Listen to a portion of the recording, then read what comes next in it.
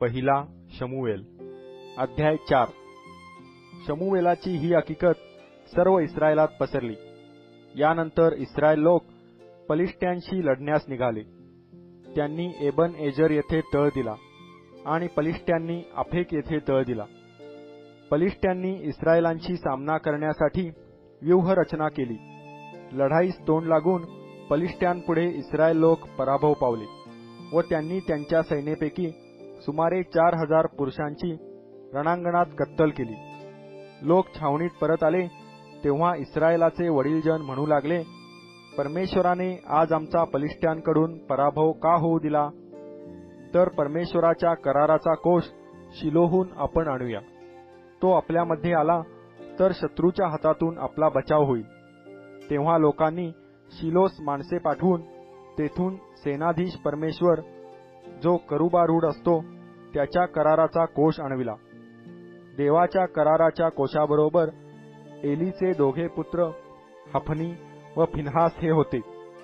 परमेश्वराच्या कराराचा कोष छावणीत आला तेव्हा सर्व इस्रायलांनी एवढा जयघोष केला की त्याने भूमी दणाणली।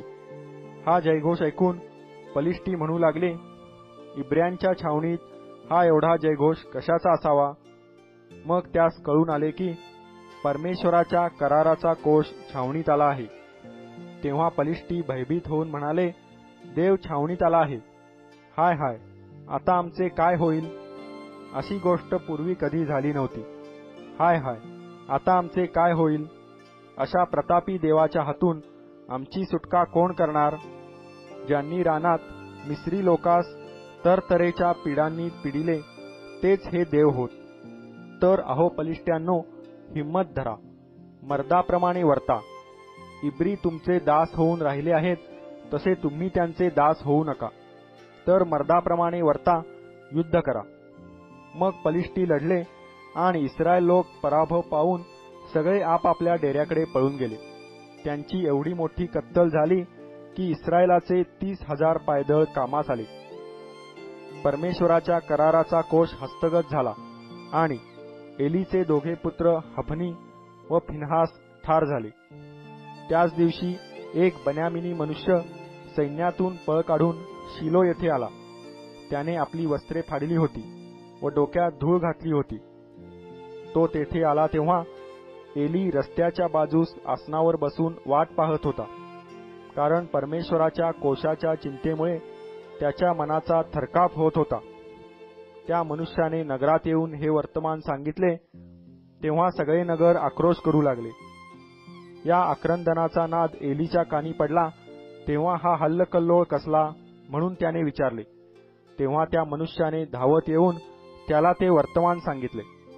एली ह्या समयी 98 वर्षाचा होता आणि त्याची दृष्टी मंद झाल्यामुळे त्याला दिसत नव्हते। त्या मनुष्याने एलीस म्हटले, सैन्यातून आलेला मनुष्य तो मीच। मी आज सैन्यातून पळून आलो आहे। तेव्हा तो त्यास म्हणाला, मुला, काय समाचार आहे?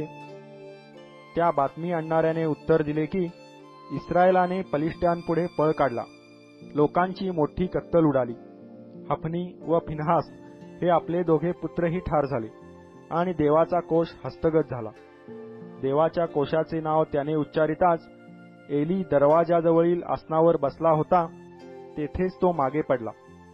तो वृद्ध व अंगाने जड असल्यामुळे त्याची मान मोडून तो मृत्यू पावला। तो 40 वर्षे इस्रायलाचा शास्ता होता।